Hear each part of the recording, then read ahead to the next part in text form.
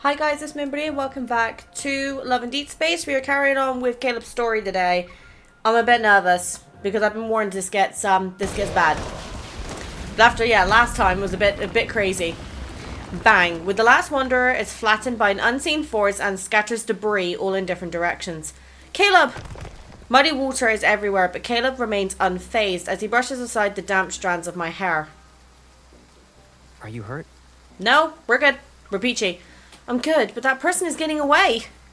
Caleb holds out his hand, his fingers slightly extended. A barrage of stone shards chase after the fleeing figure, cloaked in a dark greyish green. Eat some fruit. I'll be right back. Ugh. A paper bag lands in my hands. Before I can respond, Caleb vaults over the railing and disappears into the night. How did Caleb get here so quickly? He was following you, girl. He's a tad obsessed, I am thinkings. Perfect vessel, my ass. It doesn't even look as good as us unfinished products. Damn it. Sharp shards pierce through half of Viper's face, and before he can even cry out in anger, a kick knocks the wind out of him. A powerful force slams him into the ground, which instantly destroys the other half of his face. I see it's shedding season again, Viper. He knows him. You bastard. I'll kill you. Caleb increases the weight. Immediately, crisp sounds of something cracking reverberates. Those invisible restraints are like iron that make even Viper's knees crack. Stop it. A white prosthetic eye floats into Caleb's hand and is crushed in an instant. Who gave you the right to approach her? The professor said it's not time to go after her yet. I was just playing around with her. Excuse me?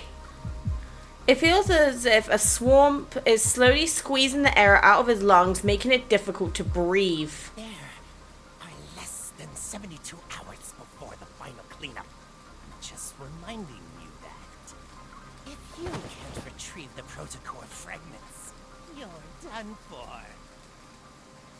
Do they mean the protocore on our chest?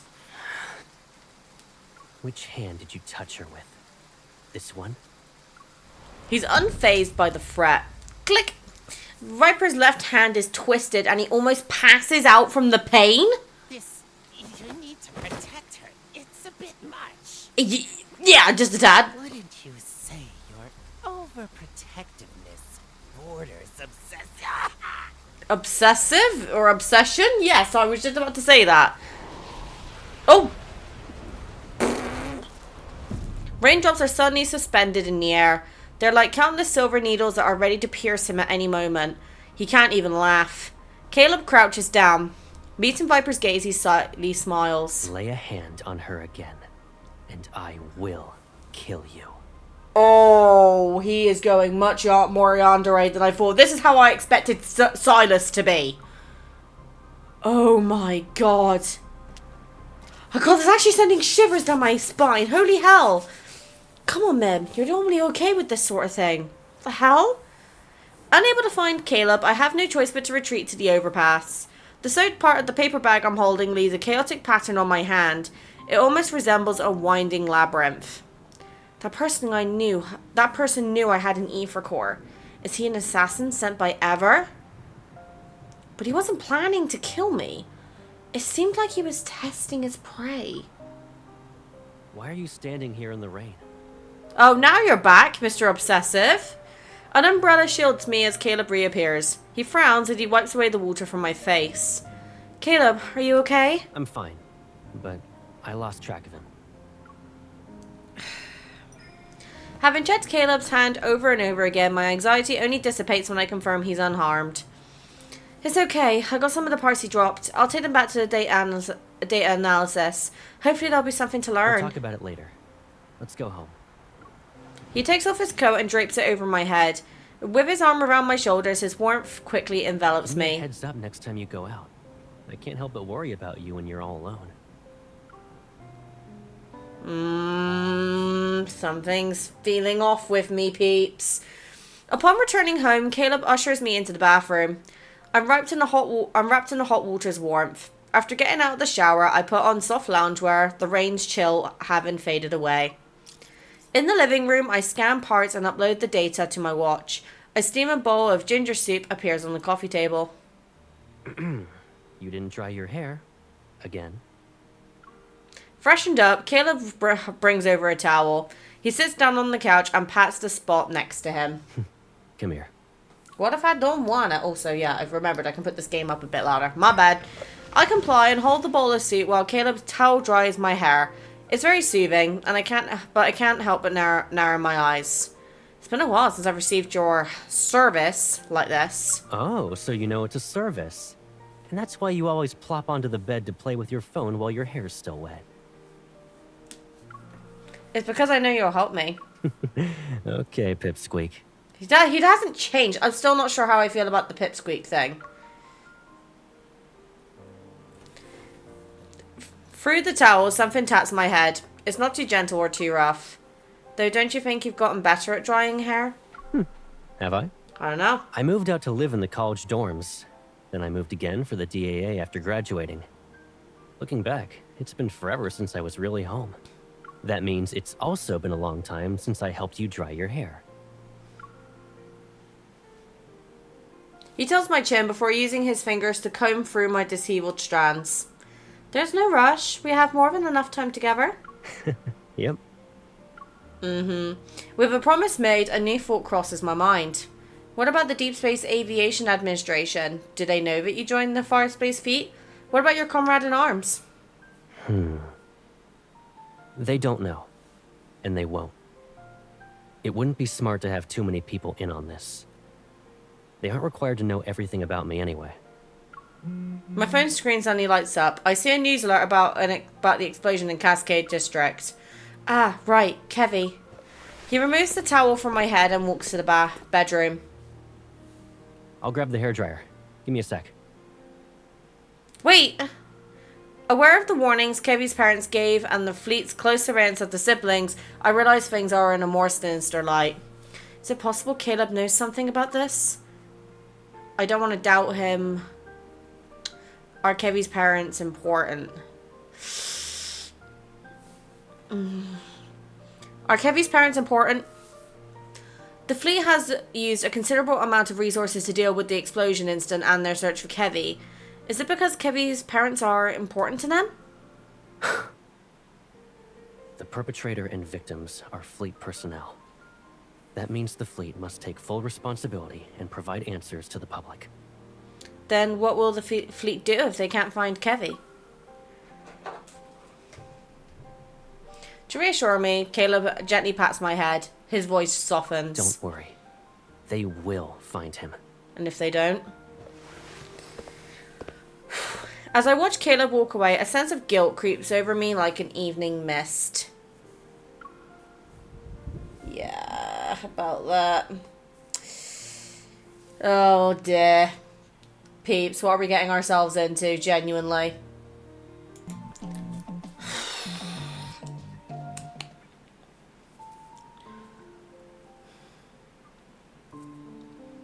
So you seem to be back at Caleb's place still, huh? When I wake up the next day, my head feels foggy and my throat is itchy. Maybe it's because I got caught in the rain yesterday. What are these for? As soon as I enter the living room, I stop in my tracks. Boxes of various sizes that weren't there before are now here. Caleb rolls up his sleeves. He sits down on the floor and pieces something together from the scattered parts around him. This place has been empty for too long, so I bought some stuff. Take a look. Do you need anything else? It's okay. I'll only be staying here for a few days. Anyway, I need to go. Why? You don't plan to visit me anymore? Oh god, here we go. He's gonna start questioning where we're going. No, of course not. I rub my stuffy nose. Content, Caleb smiles, wipes his hands, and then gives me the assembled robot a pat on the head. Hello, Master. The little robot screen forms a smile as its movements produce a series of clink-clanks. When you're on the bed and glued to your phone, it can bring you snacks and drinks. No, because why is he trying to wing me over? Sure. The warmth in Caleb's smile makes me feel even more guilty. I'm sorry. If the fleet is just trying to protect Kevy, then I'll make it up to you once he's safe. I promise. I sit next to him and attempt to mask my nervousness with a pleading look. Caleb, I agreed to have dinner and watch a movie with some classmates in Skyhaven tonight. Can you give me a ride? It's not that far. You can take me there since your plane can just zoom. Kevy agreed to meet at midnight, but after careful consideration, I decided to head out early to avoid any problems. I made that suggestion to Caleb so he wouldn't overthink things. You shouldn't go out. I can tell you're coming down with a cold based on your voice alone. Oh, God. Focus on resting today, so you can recover. Caleb opens another box and busies himself again. There's a weird energy fluctuation in the Deepspace tunnel. All the Wanderers in Skyhaven are riled up because of it. To ensure everyone's safe, Skyhaven will be under lockdown tonight. We'll be doing a cleanup. Isn't eliminating Wanderers supposed to be a hunter's job? What kind of threat could possibly warrant such a large-scale response from the fleet? Doesn't matter. Since the fleet is in charge of Skyhaven, safety is our highest priority. Guys, someone's not sitting right with me here. He pauses and looks I up. won't be around tonight, so don't even think about going out. Got it? But... this isn't good. I need to get Kevy out of there. Pretend to give in. Meeting Caleb's gaze, I pretend to give in and purposely let out a bit of a reproach tinge in my voice. Fine, I'll stay here. I can't exactly disobey the Colonel's orders, huh? You also can't lock yourself in your room so that you can sneak out through the window later. This isn't our old house. Even if I did climb out the window, I wouldn't get very far. Seemingly uninterested in arguing, he ruffles my hair. I'll take you to meet your classmates tomorrow. He responds with a smile. It's the same one I've always seen, but his gaze is a little too cheerful. He's hiding something. Caleb, be honest with me. Is the cleanup tonight related to the explosion? You're overthinking it. He looks away and pretends to study the sketch. I grab his chin, forcing him to look at me. You're lying. What about you, then? Huh? Uh-oh. He calmly grabs my right hand and reveals the gun I had put on my waist. Why do you need a gun at a friendly get-together? Well, what if a wanderer attacks? That's because I'm worried about encountering a wanderer. His grip on my wrist tightens. Don't forget about the ether core in your body. You're not a normal hunter. And the whole explosion incident is complicated. One wrong move, and you'll be trapped here forever. The fleet isn't just here to investigate the explosion, right? Are you hiding something? In the tense silence, the small Otto is oblivious as it continues making noise. After what seems like an eternity, he suddenly lets go. Sorry. Do you remember what I said? Leave it to me. I won't break my promise to you. My lips tighten into a thin line and the increase in my body temperature that I've been fighting hits me. I slowly lean back and sink into the I'm sofa. sorry. I shouldn't have upset you. Caleb kneels. He takes my wrist that he had grasped earlier and massages it with his thumb. But tonight's operation isn't just a normal patrol. You're unaware of the dangers here. His earnest gaze follows mine when I try to look away. For some reason, this version of Caleb feels like a stranger. Do you really mean it? Cross my heart. Can't break a pinky promise. You made a promise to me. Don't forget about it.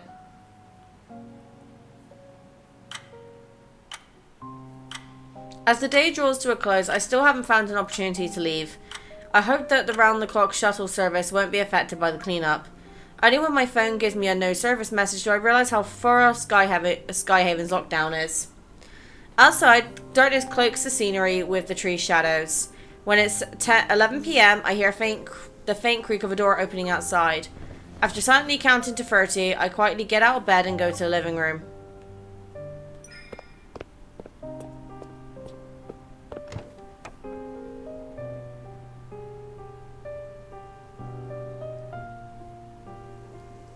No one's here. Only a single wall lamp illuminates the room and the furniture shadows are plastered on the house's white walls.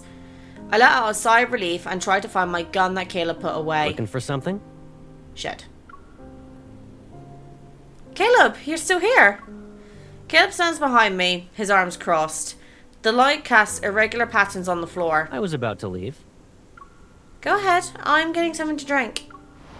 A cup that's filled with water floats over to my side along with 2 white pills. You were coughing a lot during the day. Did you catch a cold because of yesterday's rain? No, he's not gonna drug us, is he? It's just a small cough. Take some meds before you go back to sleep. Guys, I'm not trusting him. His gaze is calm and gentle, showing no signs of discontent. It's as if my pitiful life fooled him. Okay. I won't let him worry about me tonight, at least. I put the pills in my mouth and wash it down with the water. I have emptied the cup in one go. The tickle of the clock's second hand echoes in the dimly lit room, emphasizing the silence between us and our mingling breaths. Without thinking, I avoid his gaze. I hesitate for a moment before heading back to the bedroom. Good night. Good night. I do not trust this in the slightest. Oh no, now we're getting a cutscene. No! Please don't tell me my suspicions were correct. Oh no.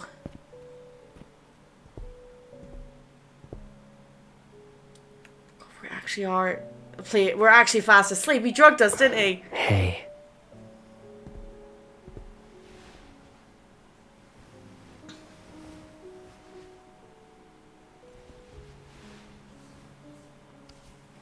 Oh my god. If I kept you here with me like this, would you think I'm being too selfish?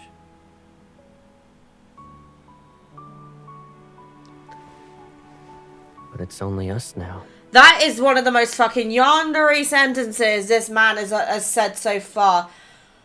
Oh my god.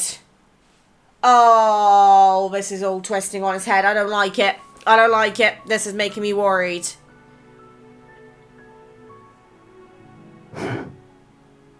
Let's say I had noticed these threats that were lurking around you earlier. What? Knowing then what I know now, none of this would have happened, right? You gonna share with the rest of the class?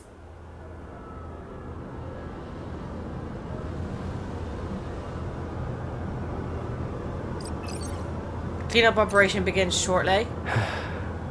Oh.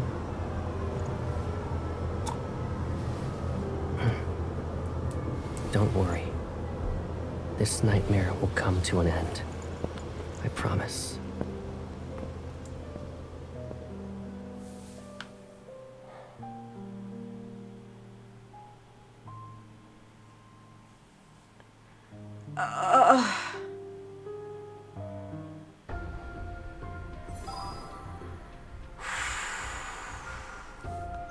Right, well, we got a fight to do, so let me quickly go and get that out of the way. Okay, now that those battles are done, we're now on chapter 2 with this, which is... I'm very scared, peeps. I'm on edge. Why are you staring off into space? Mission's over. But... hide the blood on your sleeve before heading inside. Since you're a grown-up now, I won't cover for you this time. Yeah. No, stay where you are. Caleb! Yeah, we're having a nightmare about that again. Oh my god. I open my eyes, only to be greeted by warm sunlight on my face. It casts a dazzling hazy halo. As my vision slowly clears, all I see is the snow-white ceiling above. It was all just a dream. I sigh. Rubbing my pounding temples, I feel drained, my body heavy. Last night, I was supposed to act like I was sleeping, but somehow I got dizzy and actually slept. He did drug us. Random thoughts race through my mind and I grab my phone. The screen shows I had missed many calls. All of them are from Zane. The hospital can't reach his guardians, which could be a problem. I'll have everything arranged by tomorrow night at the latest. Then I'll bring Kevy to you at that time. Yeah. Oh no! Kevy! I dial his number, but the call never connects. I put on my slippers and rush to the door while texting Zane. As I open the door, a barrage of loud news alerts burst forth as morning sunlight casts a gentle glow on the floor. I change and run into the living room, only to smack straight into a solid chest. You're awake. Caleb emerged from the bathroom. His steam is still coming off his body. I hold my phone and step back. Meeting his surprised gaze, I feel my heart pounding in my chest. When did you get back? Around the crack of dawn. He casually dries his hair with a towel and walks to the dining table. He grabs a piece of toast. Why are you in a rush to leave? I come to my senses, scrambling for a decent excuse. Oh, something came up. I won't be back in time for lunch. Need a ride? No, I'll be back before the sun sets.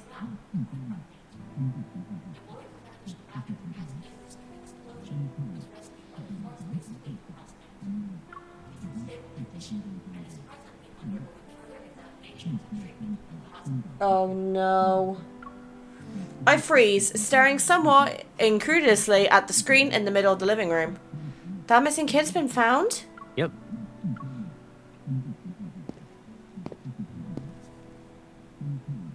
He takes a bite of his toast as he approaches me.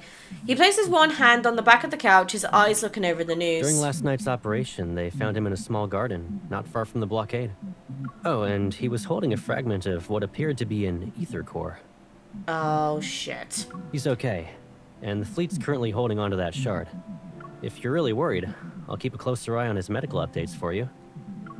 I see. Technically speaking, I should have felt relieved that Caleb found him, but there's this weird tension in the air still, weighing down on my heart like a dark cloud. Once Kevy's condition stabilizes, they should allow visitors, right? I want to see him. Sure thing, Pipsqueak. But why the long face? Caleb used to be against me getting involved in anything related to the explosion, yet he's suddenly cool with it. It's as if this whole thing is really just an accident, a series of coincidences, and then I should feel okay about it.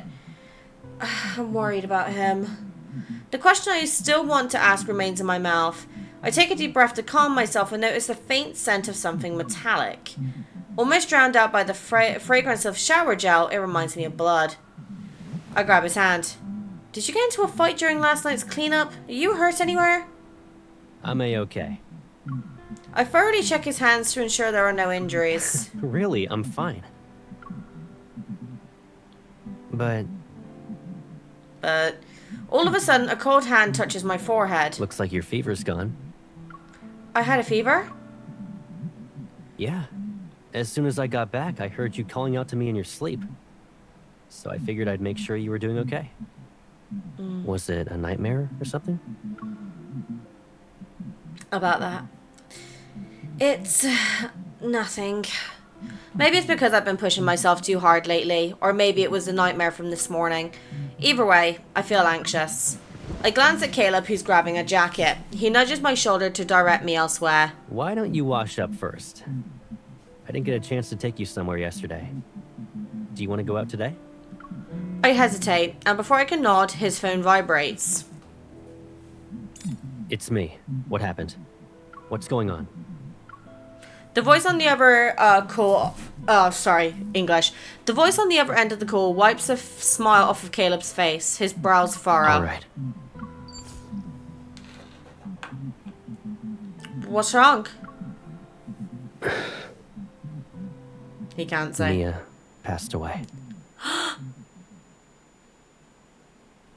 Oh no. In that moment, silence extends and wraps around my ears. Sunlight hits the ground, but its chill creeps up like vines and steals my breath. Oh no. Why, Mia? She was such a cute little girl, too.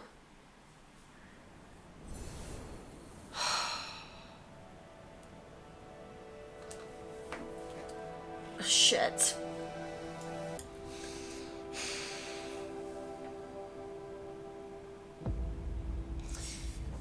Okay, funeral. Let's see if Mim is gonna cry, because hopefully she won't. According to the documents I read, Mia went into septic shock because of her burns. They couldn't save her. Zane examined Mia's emergency treatment records, which perfectly matched the fleet's public statement. The medical records are too thorough. It's almost as if they're hiding something. Besides, no one actually witnessed Mia's death. After the academic conference ended, Zane received a classified file and departed with the medical team. He took these mysteries with him, and once he confirmed my safety, he didn't ask any more questions. As for Kevy, whoever went to such lengths to find him clearly wants him alive for now at least. Don't be too hard on yourself. But the story doesn't end there.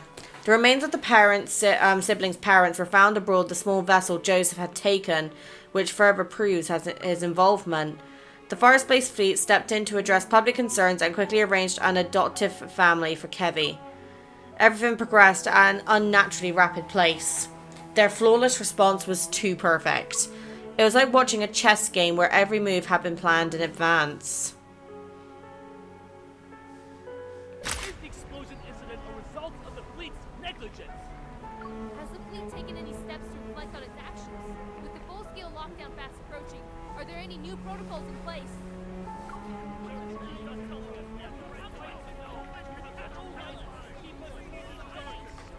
Beyond the barricade tape, reporters and photographers with cameras of all sizes gather together, yet it's eerily calm in front of Mio's grave.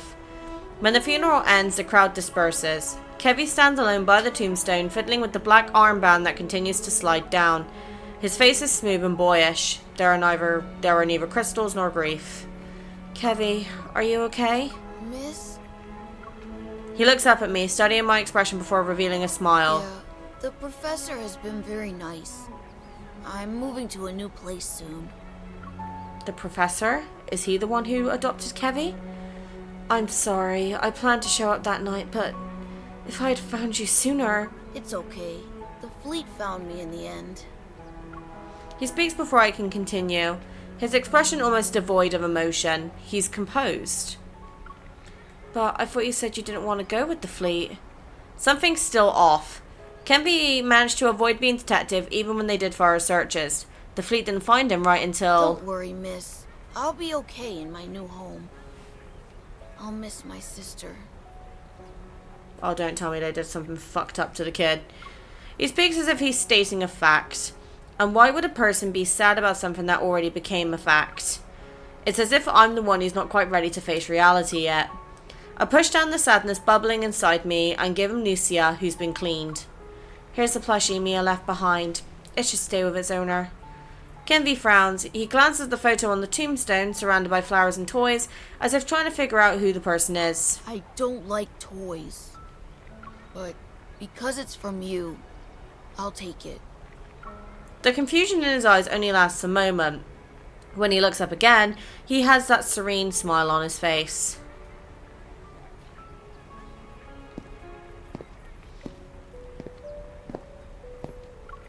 After Kevy heads up with his new family, I stay where I am, and then I hear a familiar voice behind me.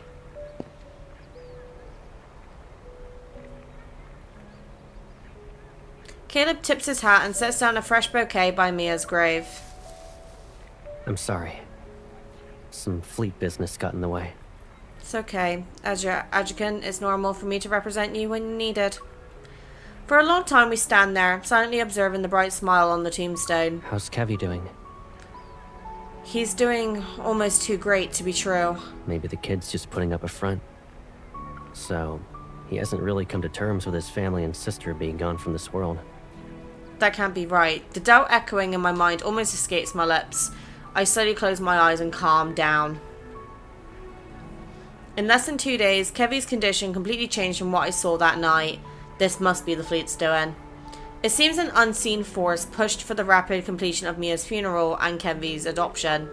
Does this mean Caleb knows what's really going on? Most likely. Many adults struggle with tragedies such as these. I can only imagine what it's like for a child. Picking up on what I'm saying, Caleb gives my shoulder a comforting squeeze. He looks like he wants to say more, but he just lowers his head. There's a bit of sadness in his eyes. Don't be too disheartened. Okay. Ever since the explosion, everything has been wrapped up too well. The wind pushes on one of the toys near the tombstone. It rolls and stops at my feet. Caleb bends down to pick it up. He dusts it off and his insignia gleams silver under the dim light. I play with the helm on my shirt and hold back the questions itching to escape my mouth. I've known Caleb for a long time. I shouldn't doubt him without any evidence. Let's go. We can relax somewhere else.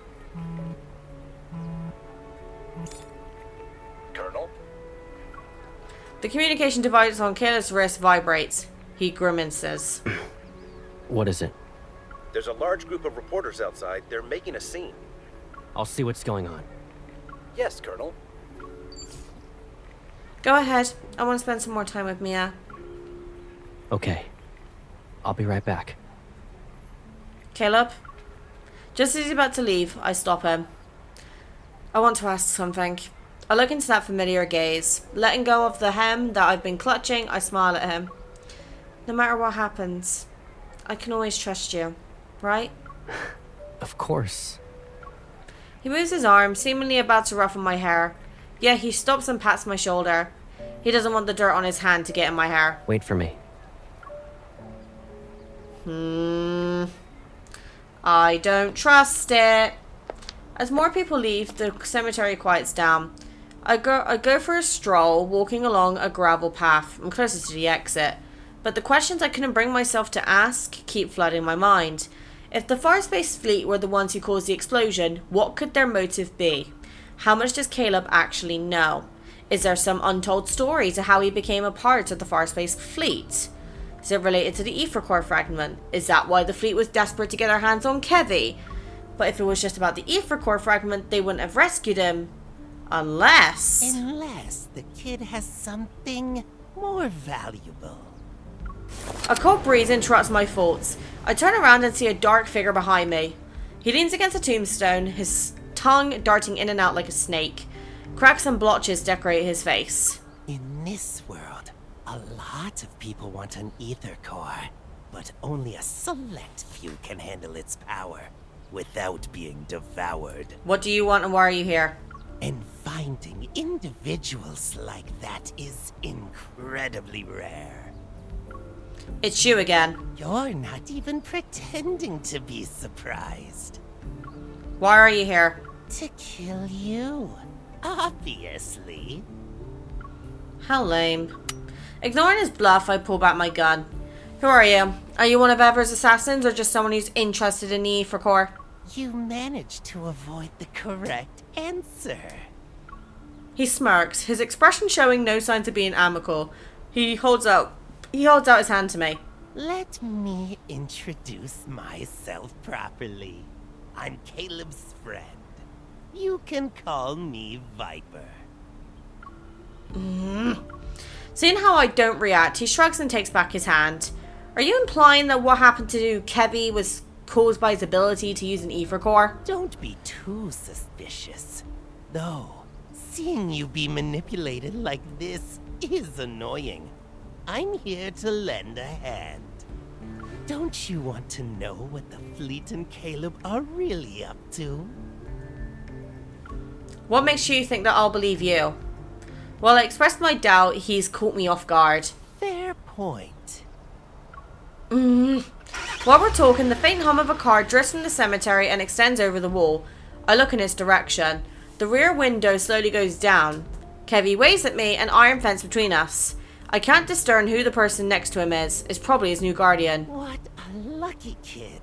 Saved from the fate of being a normal person. It's better to dance to the tune of the strong than live a plain life. A pawn is still a pawn, but they have a chance to survive to the end of a large chess game. Guys, I'm sus. What have you done to him? Finally, you're asking the right questions. And a mockery flickers in those grey eyes that are fixed on me. Don't you care about him? Go and see for yourself. Without realizing it, I catch a small shiny object that was hurling towards me. I open my palm and see a uniquely shaped disc. Tomorrow afternoon, Chell 7, 93rd Azure Way Road. See you later. That figure sways with the wind before instantly vanishing just like mist. So he definitely did something to Kevy, but the question is, what? Just how dark and sinister is this gonna be? Because I'm scared. Lurking?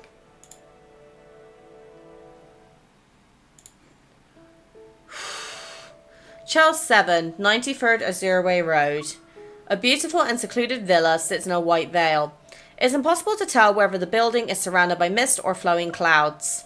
The signal jammer Viper gave me allows me to silently scale back the back wall and enter the courtyard.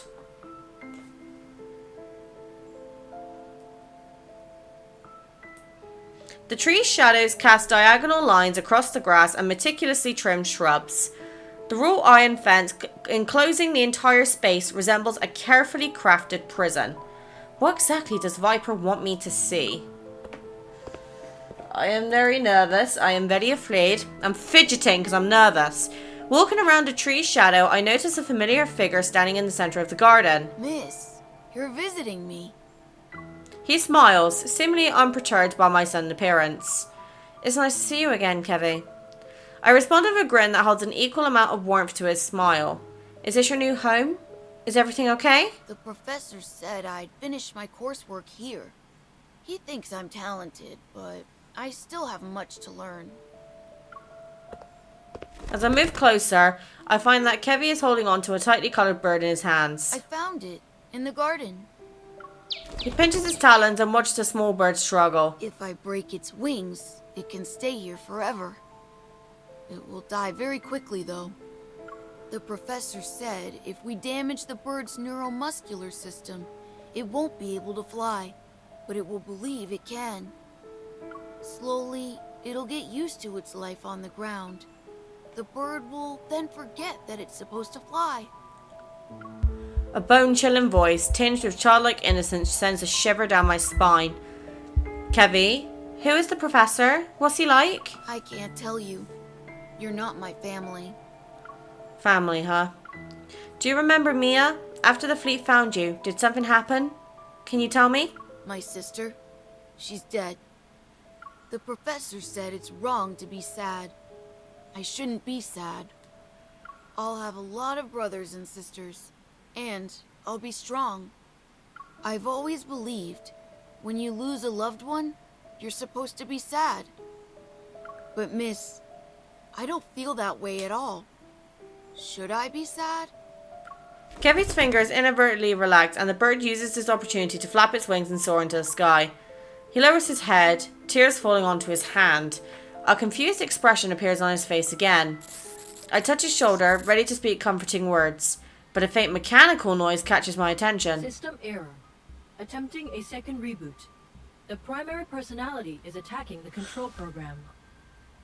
Oh, my gaze flickers to a thin metal bracelet on Kevy's wrist. It emits a faint blue light.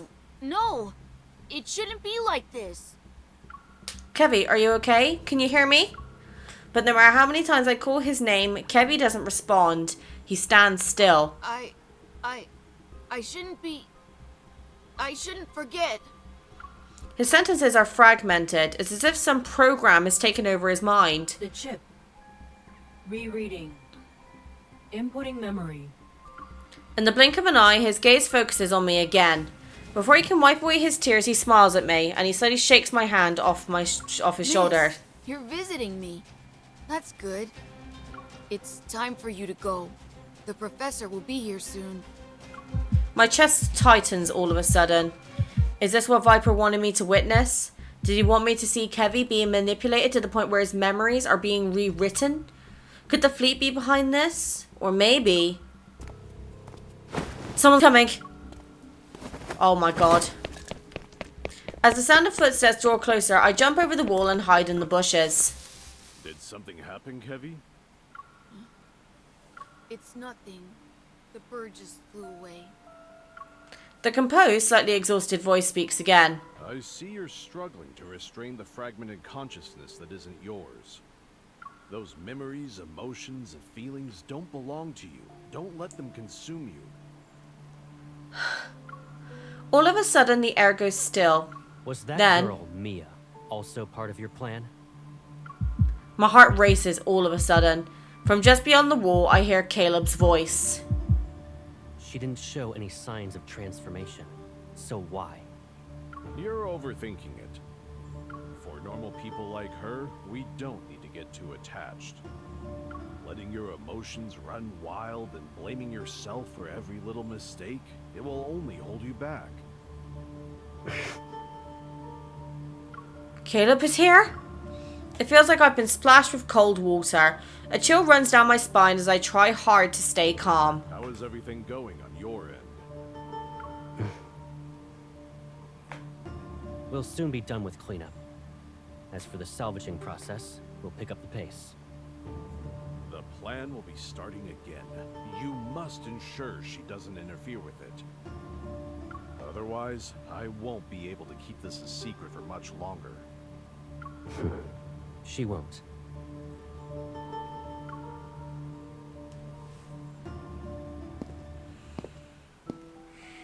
Stepping outside the gate to the garden, Caleb senses something. He stops in his tracks and turns around. All the windows lining the corridor reflect the reddish sunset as they converge at a single point. What's the matter? It's nothing. The fleeting figure appears to be a trick of the light. He averts his gaze, observing the layers of fog which cover the outer wall. If that day truly comes, and she discovers everything, I'll keep her hidden. Oh shit. She'll be in a place where no one can find her. Oh! Oh, I don't think Silas would approve of that, buddy. Despite my extended leave status, my urgent message doesn't raise any eyebrows among my colleagues in special operations. After requesting support regarding Kevy's condition, I also informed Captain Jenna of my deduction that the spatium core fragment had likely fallen into the Far Space Fleet's hands.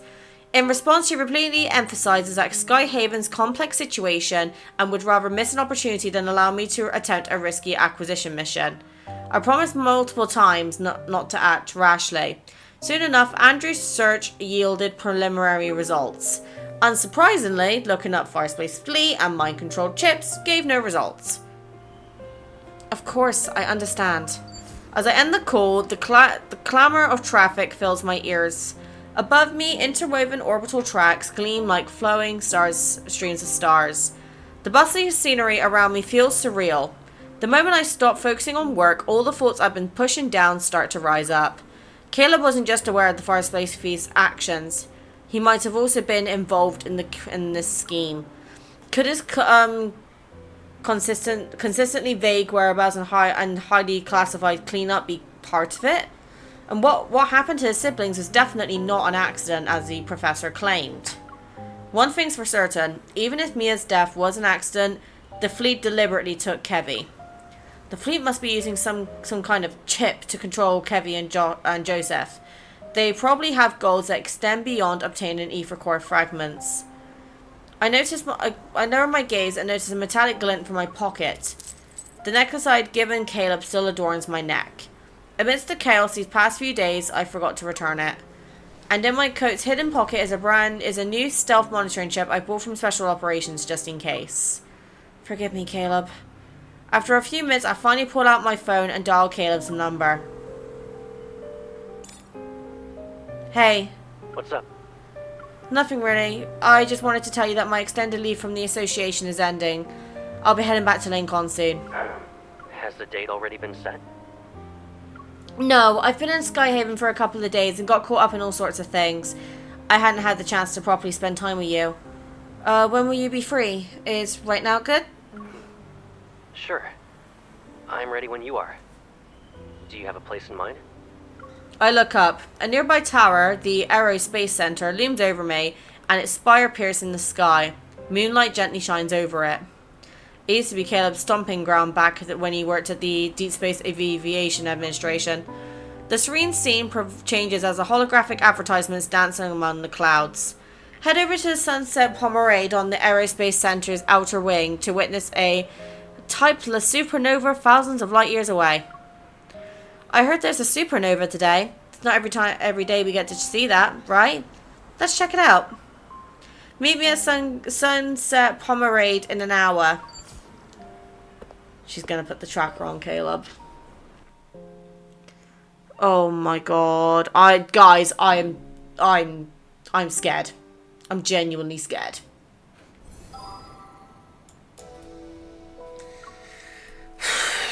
This is hard for me to record, come on.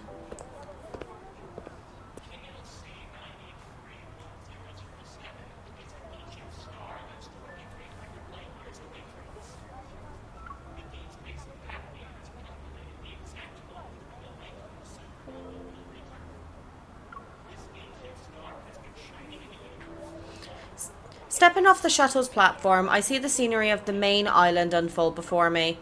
As light descends, the ring-shaped net encircling the tower glows like a planetary ring. Amidst the flowing lights of neon signs and holograms, people eagerly witness the upcoming supernova they'll witness. What will happen to the big star, Mom? Maybe they'll... I'm not sure. I'm sorry, honey. A memory that lay dormant for so long awakens and envelops my thoughts. Caleb, you have another project? My science teacher wants us to build models. Everyone's either doing the solar system or a black hole. It's boring. Do you remember the supergiant Gran showed us? The one that's 2,300 light years away? Its supernova will be the one our generation has the best chance of witnessing firsthand. I want to see it. Oh, I remember. Didn't she also use it as an example? She said that no matter what difficulties we face in the future, you should protect me. It's like how a ring system protects its planet. Gran never said that, though. Are you just remembering what you want to hear again? But she did say it. Actually, Gran said that powerful stars are destroyed by forces from within. Meanwhile, fragile humans need to endure outside forces. We don't need to face the future alone, though. It's like how planets and their ring systems are born together. They'll also fade away together. I basically said that. Anyway, you have to help me finish this week's extra reading assignments.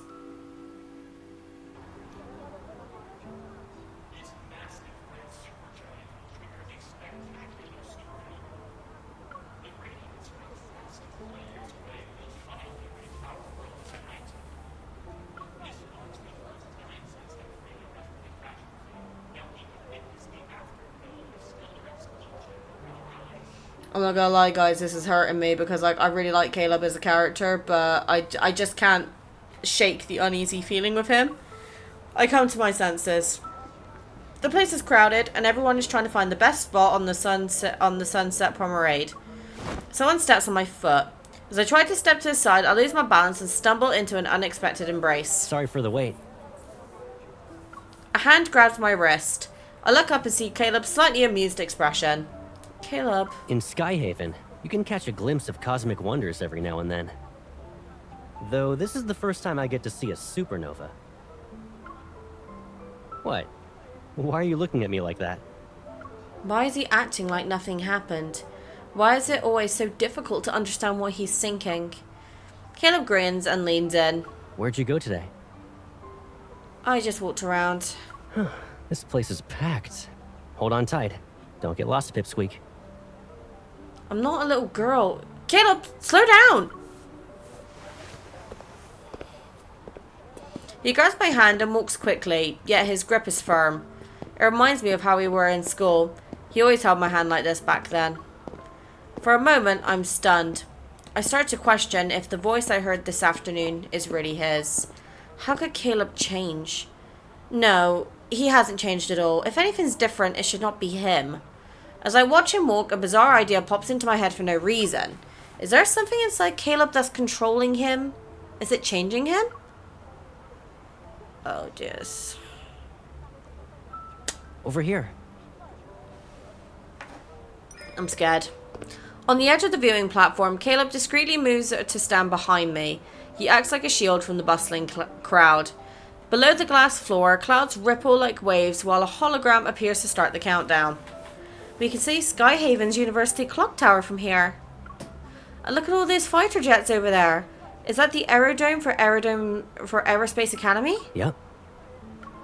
With exams on the horizon, I bet a bunch of my juniors are preparing themselves for some serious cramming. The last time I visited Skyhaven University was for your graduation. Time flies. It sure does. Do you regret it? Caleb leans on the railing, turns to me and smiles.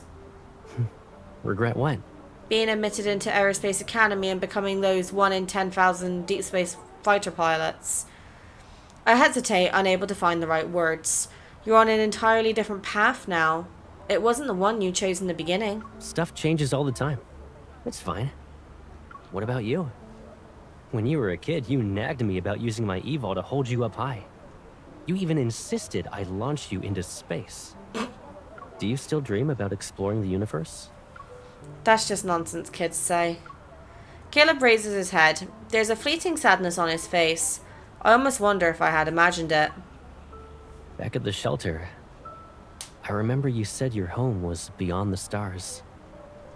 But we couldn't even get past the walls and barbed wire. Yeah, the teachers always said the outside world is dangerous. We were too little to go out.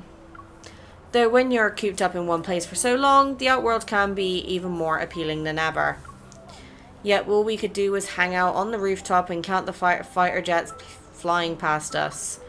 I once asked you about why they would crash and if old railroad by the shelter led to the sea. The fighter jets crashed because they got attacked by wanderers. As for that railroad, at the end of it is a patch of weeds. We'll figure out everything about this world, one step at a time. Really? I'm starting to think some people's hearts are more mysterious than the world itself. Like you, for example. You're a walking vault of secrets right now. I can't tell if my thoughts are written all over my face to the point where he can see everything. I look into his eyes and hope to receive an acceptable response. Well, Pipsqueak, since you're interested in secrets, there is one thing. Which is? The noisy crowd suddenly falls silent and dazzling light fades into the night. The hologram's light continues to glow like water. Only the countdown remains. He grins at me. His voice is serene as a passing flock of birds. It's starting. The people around us look towards the sky, but his gaze remains fixed on me. I almost lose myself in his eyes. And after a moment, I find my voice and flash him a smile. Oh, right. Close your eyes, I have a surprise for you.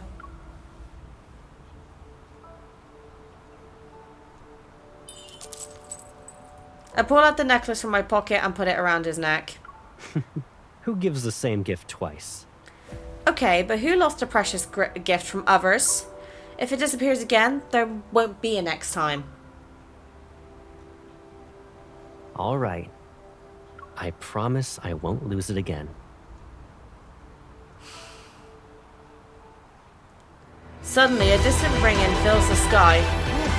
Oh my god, this is loud.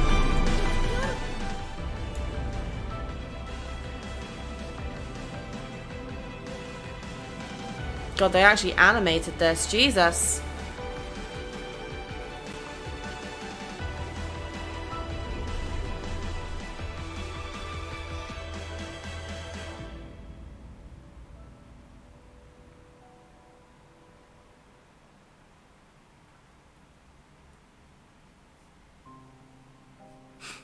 That was pretty. The electromagnetic radiation from the supernova will persist for some time. To protect Skyhaven, a floating city powered by energy, aerial seals have been activated above us. After we witness this brief brilliance, night descends up onto the cityscape for once more. Tonight, Caleb will go out again. According to him, Skyhaven's lockdown will be over soon along with the cleanup. I say goodnight to him in advance. Oh, Christ. Mim, stop yawning. Then I enter my bedroom, draw the curtains, and force myself to close my eyes as I rest on the bed.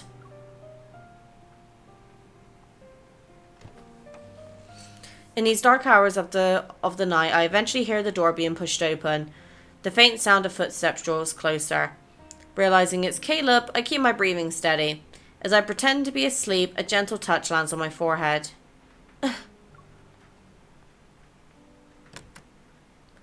He's gone. Why did Caleb... My mind is in turmoil. I press my hand against my chest, trying to stop my heart from pounding too quickly, and slowly get up. I look out the window and see the night scenery. And then, taking a deep breath, I activate the tracking feature on my hunter's watch. Target is being tracked. It seems Caleb hadn't discovered the tracker embedded in the necklace. With all these complex leads, only Caleb can unravel these mysteries as he's burdened with countless secrets. Smart to put it in the necklace, though. When I try to leave, I notice the door doesn't budge. Did Caleb intentionally lock me in the house? Ugh. I raise my gun and aim at the lock. Without a second thought, I pull the trigger. Oh, shit. Well, this is not good. Not good at all. Oh, Christ. This is gonna be torture. Ugh. I didn't think it was gonna be this long again as well. Ugh. Christ me. Flares illuminate the night sky. They're bright enough to make it seem like daytime. Meanwhile, destroyed streetlights sway in the wind. 2 to 3 story steel structures cast looming shadows on the cracked pavement. A palette of dark and cold hues surrounds them. Amidst this desolation, the only source of vibrant colour is the orange barricade tape. How can there be a place like this as Skyhaven? Thick, wild grass covers the ground, a testament to the years of having been abandoned, yet these pieces of metal shine as if they're new. Beyond the bars of steel, the faint outlines of various aircraft hint at this place's history. The signal from the necklace abruptly vanishes here. There must be a signal jammer in this area. Test site 5 has been cleared. We will now advance to the east zone. What was that? Quickly now. They won't find us here. Before I can react, I'm pulled into a makeshift shelter made from discarded equipment. It's just the rain. We need to keep moving. I turn around and pull out my gun, only to see a young girl's face illuminated by the light reflected off a puddle. Crystals adorn her skin. She wears a thin dress, but she's unperturbed in such cold rain. In the distance, officers wearing Far Space Fleet uniforms move closer. They're armed and on high alert. Isn't it weird how these monsters are getting more aggressive? The contamination levels here are extremely high. They're practically indistinguishable from wanderers now. Stay frosty. This batch of specimens is on the brink of transformation. Salvage value at 0%. Requesting confirmation due to the cleanup. Specimens.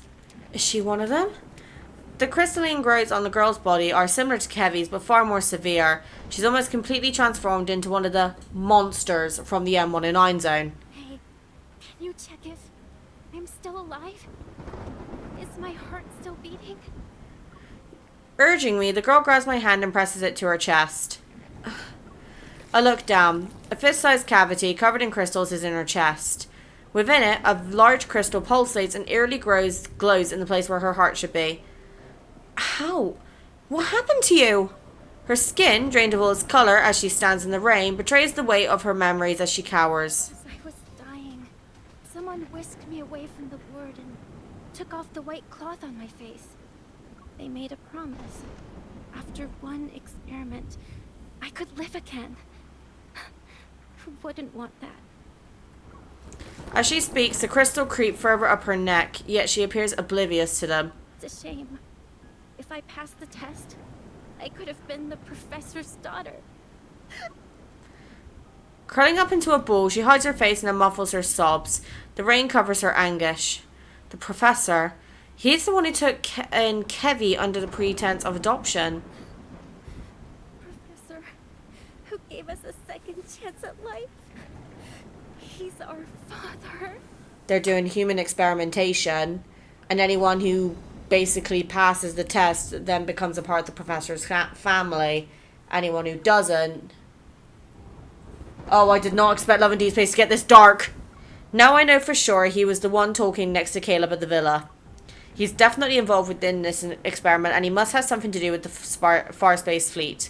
The lockdown and cleanup are just a cover. The fleet's true targets are these. Power. It's warm. And you smell really nice. Lightning splits the night sky, casting light on this narrow space. She stops sobbing.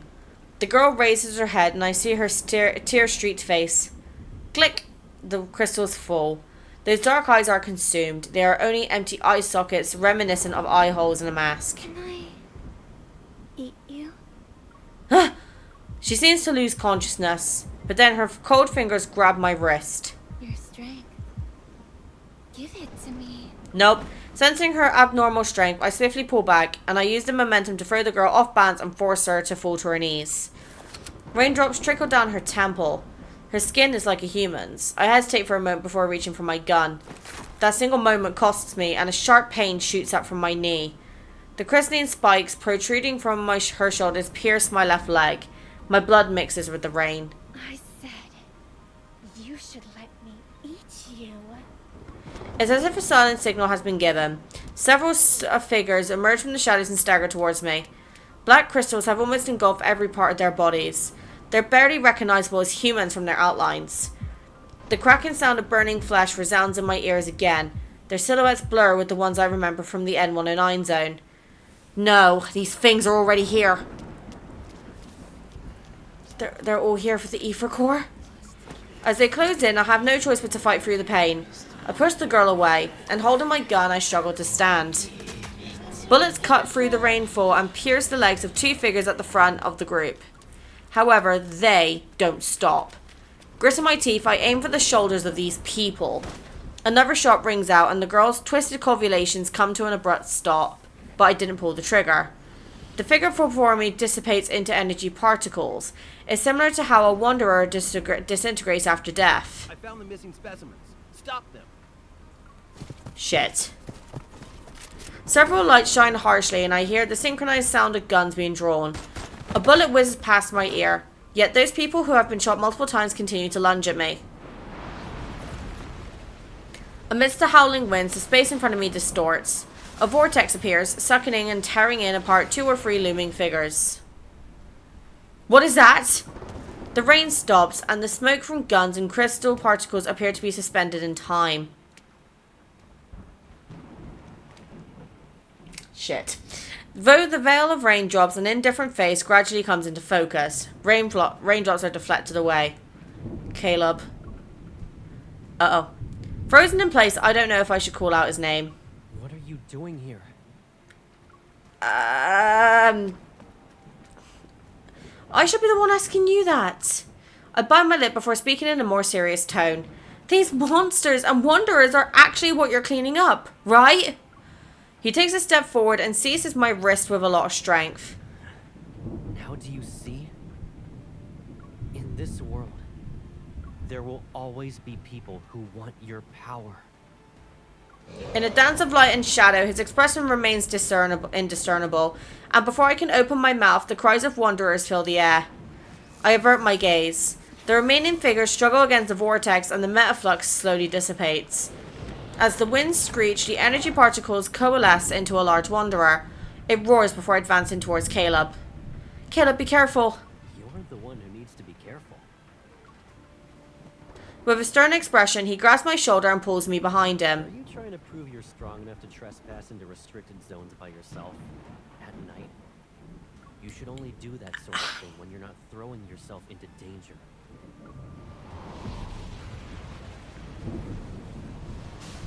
Oh. We are cooked.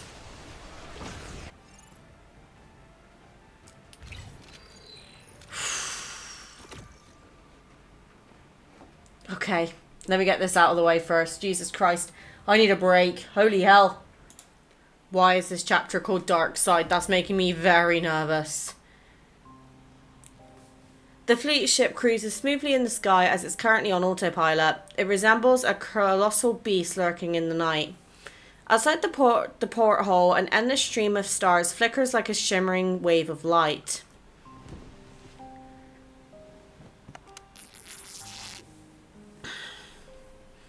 In the aircraft cabin, Caleb puts me down on the bed. Retrieving a first aid kit, he sets it down and carefully removes the bloody fabric from my knee. Under the harsh light, blood continues to flow. His gloved hands are dyed a bright crimson. I look away. Does it hurt? Are you mad at me? No. As I hear him take out the medicine and equipment, I start to turn around. But then his hand covers my eyes. A fine needle pricks my skin and the smearing pain instantly dissipates. Caleb. I raise my head and look into his eyes. The explosion in the Cascade District was just a convenient excuse to justify the cleanup. Then there's Kevy and Mia. Those were manufactured accidents too. What have you been doing behind my back? Caleb wipes away the blood from my knee and disposes of the syringe. He retrieves a surgical skin What do you think would scapular. have happened if I hadn't been there tonight? Click. The surgical skin stapler leaves behind a faint mark. I can't bear going through the same pain again. Or do you want me to re-experience that loneliness because I left you? That's not... You shouldn't throw yourself into danger anymore. His fingers touch the stitched area and wipe away the tiny droplets of blood. Whether those people live or die tonight, it doesn't matter anymore. Husband made me a cup of tea, but then I've realized I forgot to stir it. My bad. Oh dear. Anyone who dares to wield power that isn't theirs must pay the price. The people closest to you might be the ones who want to kill you the most. Silas warned us about this. The explosion was just an opportunity for the fleet to intervene. You arrived in Skyhaven at the wrong time. Why didn't you tell me sooner? Would anything change? Would it even make a difference? He sets down the surgical skin stapler and bandages my wound, and then he calmly meets my gaze. So you kept me in the dark to stop me from doing anything. Did you really think I wouldn't question such protection? Caleb remains silent. I lick my dry lips and suddenly tired of arguing with him. Fine, once your fleet ship lands, I'll leave. No, you won't. Shit. Whoo! The way that's a shiver that sent down my spine then. Since you managed to escape once, we'll be going somewhere else. He lifts his hand and cups my cheek, yet his fingers are freezing cold. I will protect you. I don't need your protection. Until everything is resolved, I need to make sure you're safe and sound. And how long is that going to take?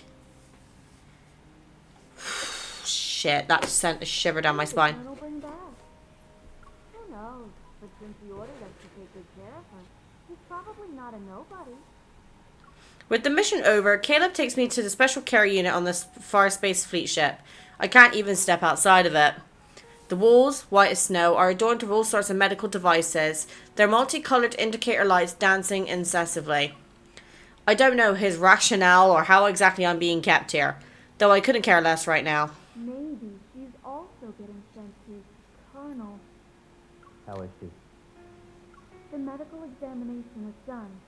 We're just waiting for the analysis. But because of the rain, the equipment indicates her vital signs are abnormal. Colonel, who's the injured? An important target for observation. Is there a problem? No, I was just curious. I've never seen her before, so... I look at the blue and white medical gown I'm wearing. It's iconic I got labelled as a target for observation. Their conversation draws to a close and is replaced by the sound of familiar footsteps getting closer. I return to the bed and lie down as if I hadn't heard them speak. The door opens silently and Caleb walks in. The room's light adjusts with his every step. Morning. As he nears the bed, the room brightens as if to illuminate the breaking dawn. He pulls up a chair and sits down. How are you feeling? Respond or stay quiet? Stay quiet. I want to see what happens. We're in a bit of a stalemate, huh?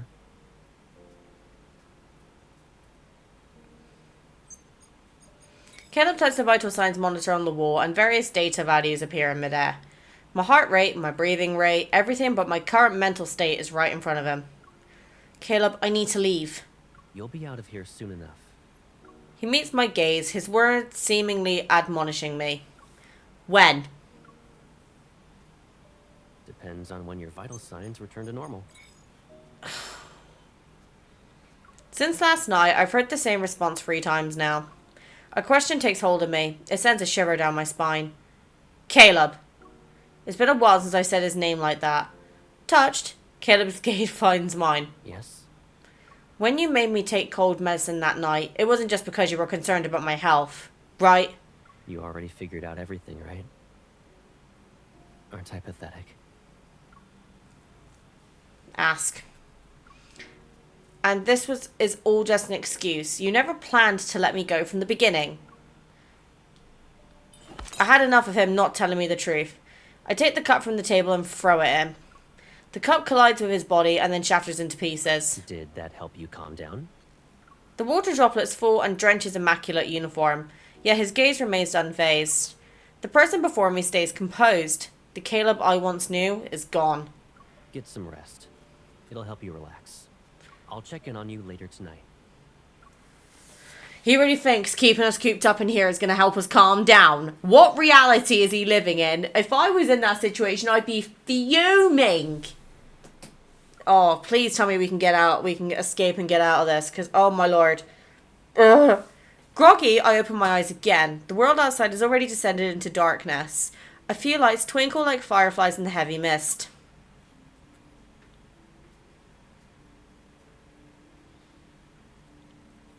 I sit up and scan my surroundings, blatantly realizing I'm not at home. Everything that has led up to this moment feels like a surreal dream. My god, my hair is bugging me. The lights? I whip my head around and look out the window again. I can't clearly see what's outside, but in the mist there are outlines of tall buildings. Since Caleb wants to take me back to HQ, it seems the Far Space Fleet ship has landed.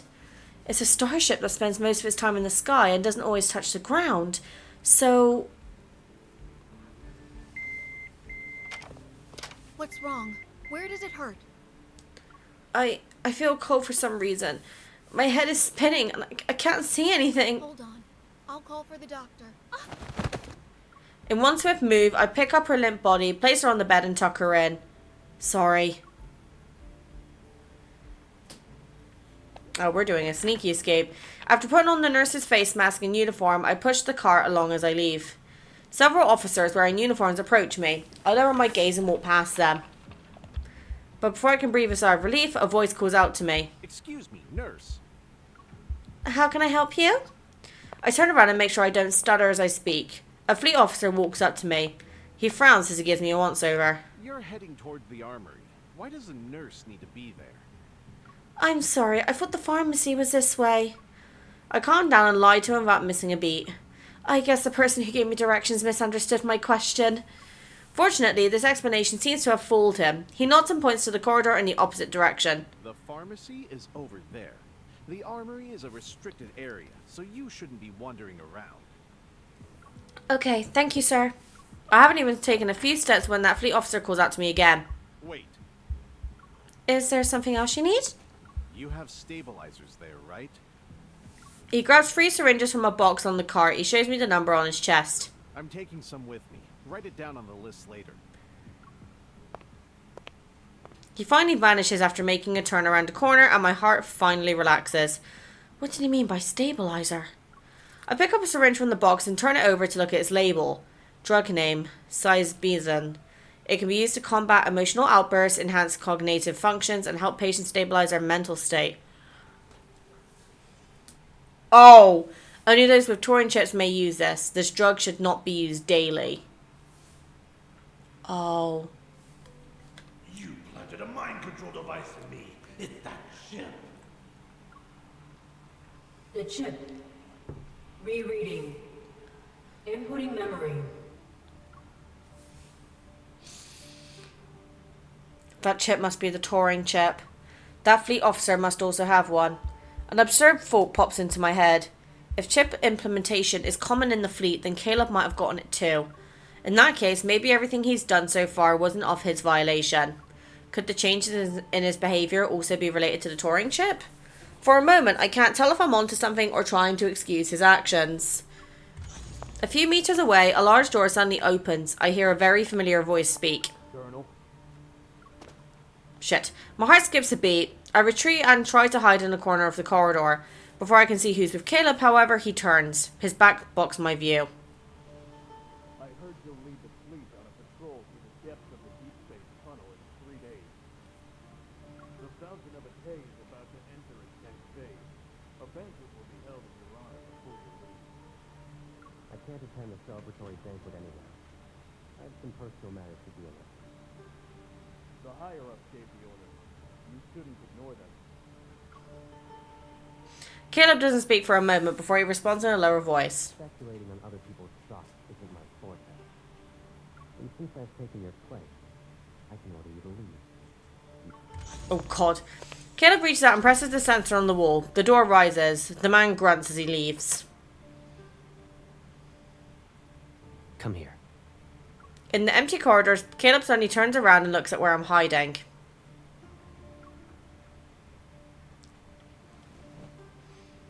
I freeze and don't move. A few seconds later, a shadow looms over me and grabs my wrist. Playing hide and seek now? Did you really think you wouldn't be noticed? There are eyes in every nook and cranny. Does it look like you can escape? Shit. You were brave enough to bring me to HQ. That means no matter who's suspicious of me, you'll have my back. Right? He stares at me for a long time, and then he laughs. For some reason, an ominous feeling washes over me. Let go of me! You want to go home, right? I'll take you there now. I think we pissed him off. From the Farsight Fleet's headquarters to his home, Caleb remains silent. The door is now locked. This is what you meant by safe and sound? Lowering his gaze, he says nothing. Following his gaze, I find the wound on my knee has reopened. Doesn't it hurt? Answer my question first, Caleb! He suddenly picks me up and walks into the living room. That's the thing, I can tell he still cares for MC. I think it's just like an obsessive care. I do not know. I don't know how to feel about this. Oh, guys, this game. Oh my god. Oh.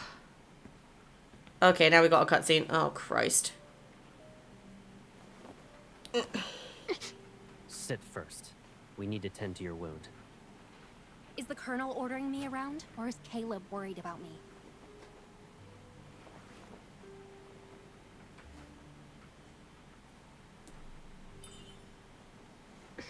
He's gonna use... Do you remember that injured cat you brought back home? Back when we were kids? We kept it in the backyard. But that cat always kept trying to run away before it fully recovered. I don't want to listen to this. Oh, of course now he's using his evil on us. Do you want to know what I did in response? I got a collar with a bell. I put it on the cat. That way, it couldn't escape without being noisy. If I had that kind of bell right now, I should make you wear it, right? Fine, I'll let you do whatever you want, or is this your protection? Oh, do we want to give in to him or no? I mean, a part of me wants to see just how far he'll go, but I'm kind of scared. Is this your protection? Is this how you'll protect me? I just need to be glued to your side? I know, it's unfair, but... Analyze the vital signs. Because of that monster, your wound is infected. Is there truly a way for you to run around without getting injured? Are you still the Caleb who confronted danger with me? I've had enough of your protection. Uh-oh.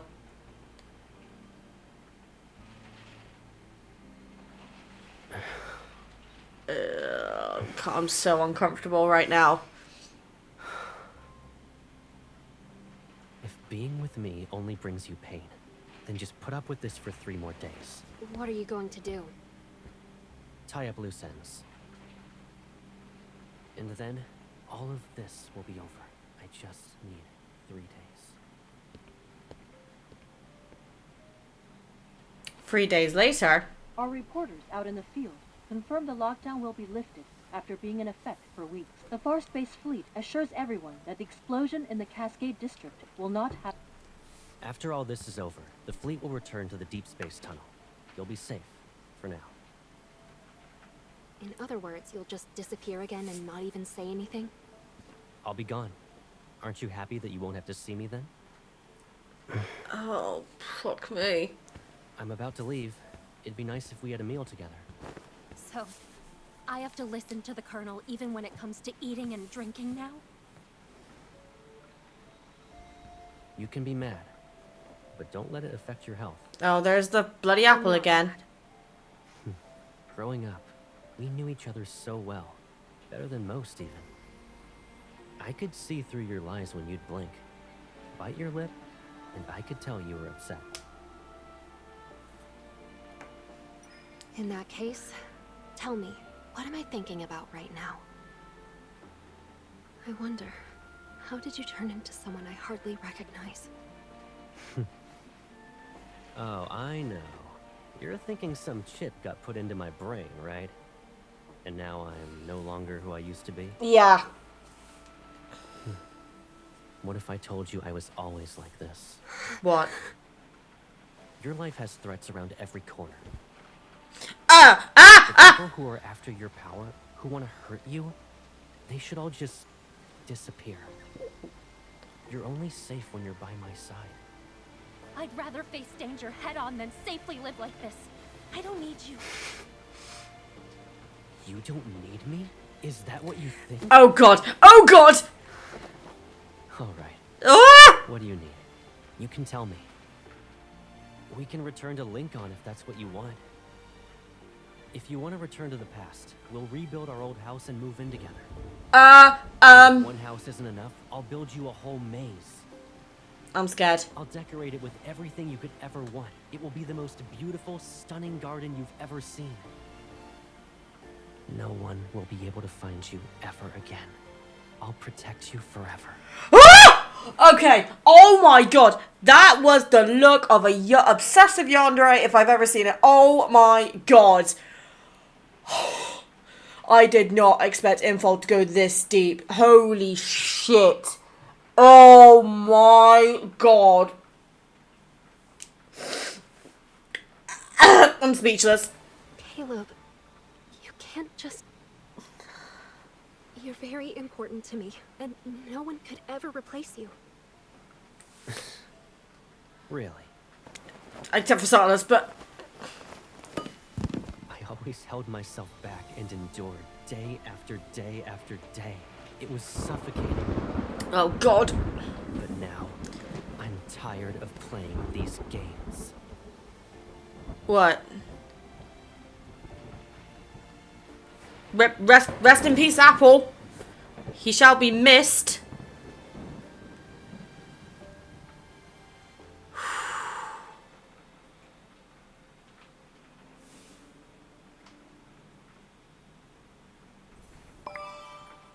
Zane, don't poke me right now. Oh my lord. How long is this? I'm scared. I don't know how much more of this I can handle, peeps. I found Caleb again, yet the familiar person from my memories has been eaten away by some indescribable hidden pain. Only fragments remain. The night sky above Skyhaven is clear, but all its secrets are somewhere in the bottomless, unfathomable depths of his eyes. The night before he left, I dreamed about our childhood. I dreamt of Caleb and me running down the streets, skipping class, grabbing ice cream, and reading comic books. And I dreamt of that day when we held hands and became part of each other's lives.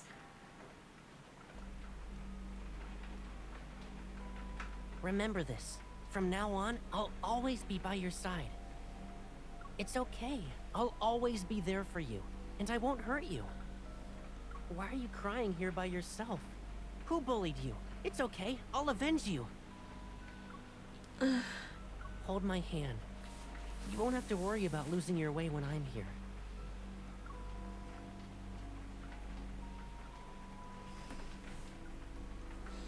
Can't imagine what MC must be like going through right now. The contrail left by the fleet ship splits the sky. It's like a line between dreams and reality. Rays of light pierce the clouds and bring the world back to a new sunny day. On the runway, fleet ships are ready and waiting for their colonel to give the signal. Feels like whenever we say goodbye, I'm always sending you off. I guess it won't be a painful experience this time. His hand moves, probably to ruffle my hair, but he hesitates. His arm soon falls to his side. All right. I'll be going now. Yeah. I lower my head, a lump forming in my throat. Make sure you eat on time. Look after yourself.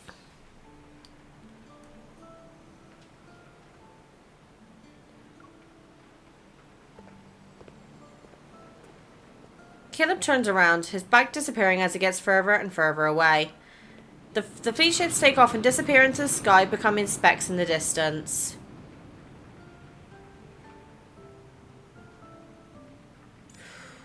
I was so bored without you. I almost became a shriveled up peach. By the way, Jenna mentioned you were at Sky Haven for a wedding. What kind of wedding lasts that long? Oh, you know, my old friend is, My boss is calling. Let's catch up later. I end the call and put my phone back into my pocket, and that's when I notice there's a strange object in it. Huh? When did this... I take it out and take a closer look under the sun. It's an old yellow piece of paper with a kid's handwriting. Forgiveness coupon for Caleb, valid for 100 years. Holding it, I feel a wave of sadness like bubbles ready to burst, erupt from the depths of my heart. Caleb, you dummy. I can't figure out what's real or fake with Caleb. But what I know for sure is that this person who's important to me, I don't want to lose him a second time.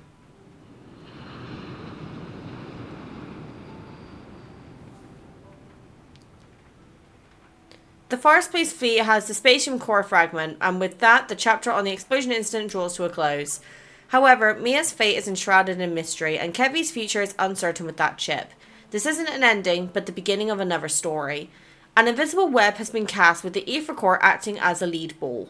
As a result, it has created a gravitational field that's strong as a black hole.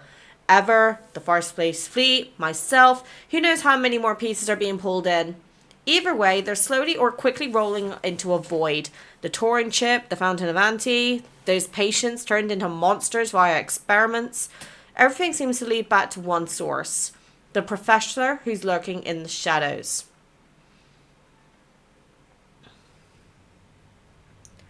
In the heart of Skyhaven's main island, the opposite of the Aerospace Center, are rows of new buildings that have popped up recently.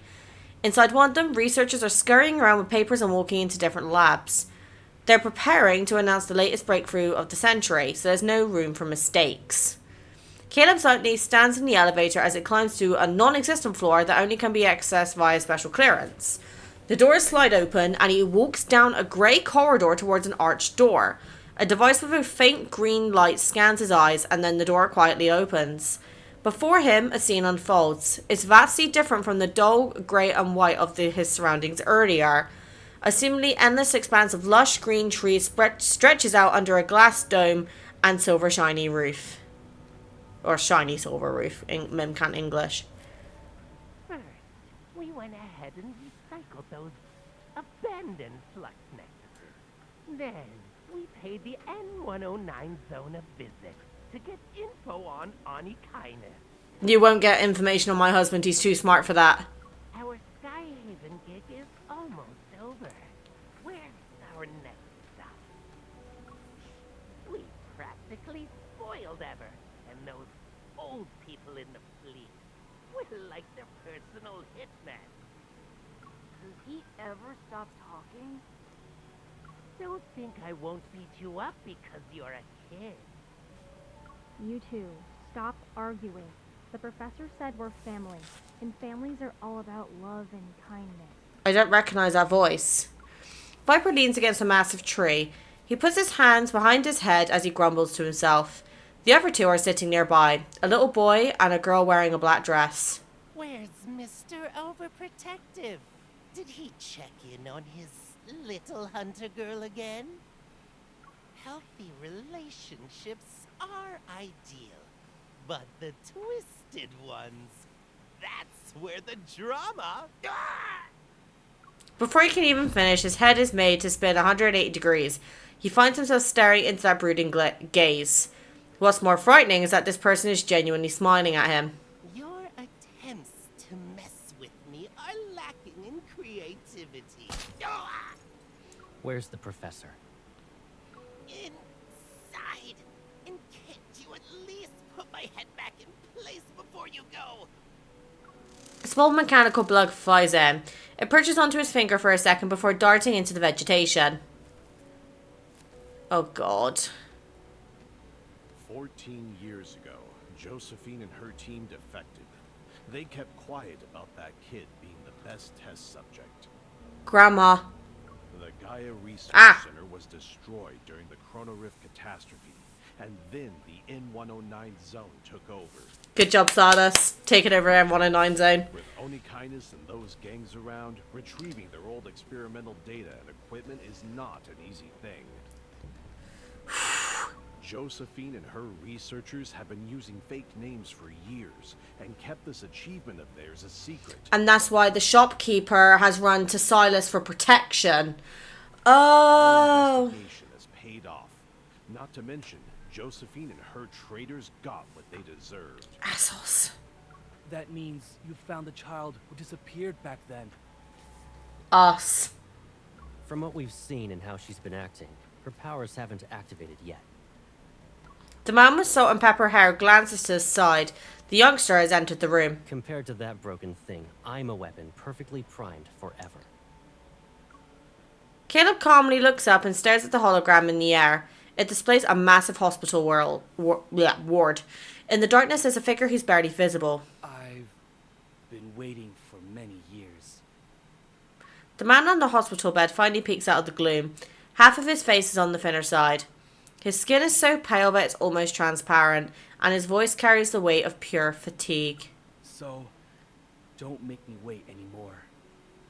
Of course. After the man mentions a few key points, Caleb nods and walks into the lush green scenery. All is quiet. Then Professor Lucius raises his head, his gaze fixed on the hologram materializing in midair. The Fountain of Otome will be put into motion, and Ever will soon reveal its revolutionary vision to the world. We'll track down the missing child, but now isn't the best time. He glances at the figure who has long vanished into the verdant vegetation, his gaze lingering on his right arm. There, hidden beneath the surface, lies the price Caleb paid to be brought back to life. At least it will be before he becomes completely useless. The human body is far too fragile, but by surrendering warmth and sensation, even the simplest modifications can transform flesh and bone into unyielding machinery.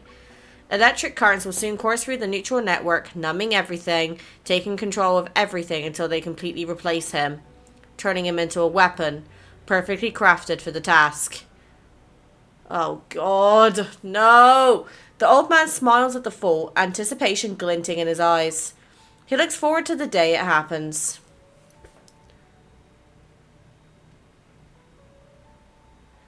In a forest where shattered stars rest, a crystalline pool appears, as if infused with the wine of life, is clear, yet murky. In a forest where scattered stars rest, young traveler, do not drink from it. Lost lover, do not drink from it. But when flowers wither in their sleep, when winds fall silent and the vigilant owl closes his eyes, only then can you drink deep of these waters. Let the dead sing. O Fountain of Otome, cleanse my time, nourish my flesh, and spare me from the loneliness of eternal rest. Spare me from the loneliness of eternal rest. Oh God.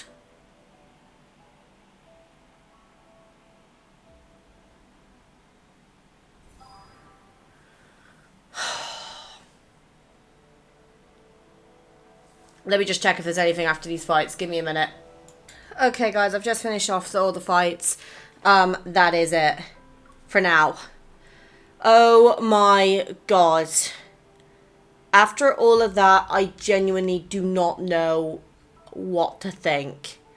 Like, it's obvious that Caleb is being, you know, either mind controlled in some way with the chip, or he's doing this to protect MC. But they're basically making Caleb into the perfect weapon to annihilate MC, just like his trailer said. And I'm not gonna lie, I'm feeling very 50-50 right now. Like, I feel like we need more to kind of get a true judgment on him, but I genuinely do not think that Caleb wants to harm MC. But I am curious about two of those other people there. A girl in a black dress, and then you had this other guy saying, oh, don't keep me waiting. Could that potentially be the sixth love interest? I don't know. Like, there's just so many thoughts swirling around my head right now. I don't know how to feel. But I must admit, when Caleb was going like yandere on her, a part of me found that quite attractive, and then you got the other part of me that's kind of like scared because I did not know how Caleb was going to react. Obviously, I've still got his bond to play yet. Shit.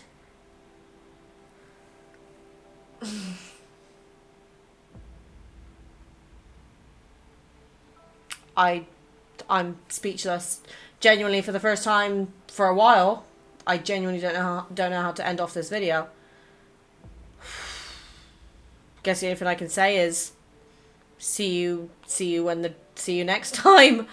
Oh my god, let me know your thoughts in the comments though, because some of you will know the lore better than I will, so you guys might have some better insights than I do, but what is this game doing to us, man?